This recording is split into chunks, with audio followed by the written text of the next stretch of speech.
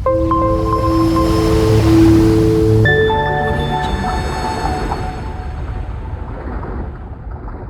खला में alien civilisation को अपनी मौजूदगी का बताना, आए दिन खला में सिग्नल भेजना कि अगर कोई कहीं आबाद है तो हमसे रब्ता कर सके, या स्पेस मिशन में अपनी मौजूदगी के होने के सबूत देना और इसके साथ साथ ज़मीन के नक्शे भेजना कि ये किस मकाम पर है, क्या ये सही है?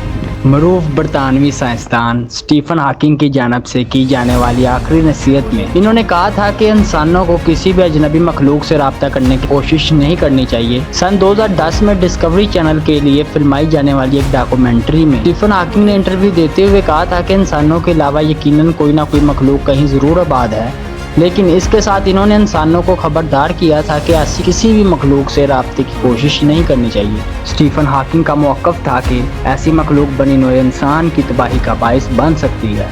इनका कहना था कि ऐसी मखलूक इंसानों से चालाक हो सकती है और मुमकिन है वो ज़मीन पर आकर हमारे वसाइल छीन कर ले जाए। स्टीफन हॉकिंग के ही मुताबिक अगर कोई ऐसी मखलूक ज़मीन पर आती है तो इंसानों के साथ वही होगा जो कोलंबस के अमेरिका दरियाफ्त करने के बाद वहाँ की मकामी आबादी के साथ हुआ था, जो यकीनन अच्छा नहीं था। प्रोफेसर स्टीफन हॉकिंग का मौक़िफ़ था कि अजनबी मखलूक के साथ राब्तों की कोशिश के बजाय इंसानों को इनसे दूर रहने की हर मुमकिन कोशिश करनी चाहिए।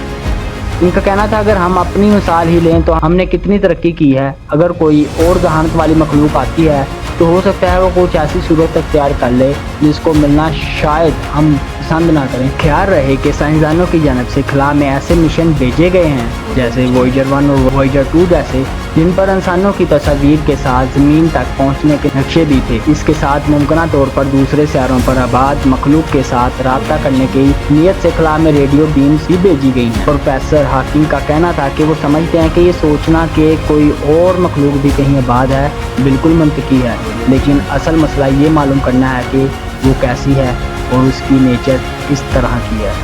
तो दोस्तों, कैसी लगी आपको आज की वीडियो? उम्मीद है कि पसंद ज़रूर आई होगी। अपनी राय का इजहार कमेंट सेक्शन में ज़रूर किया करें और इस वीडियो को मुख्तलिफ प्लेटफार्म पर ज़्यादा से ज़्यादा शेयर करें। शुक्रिया।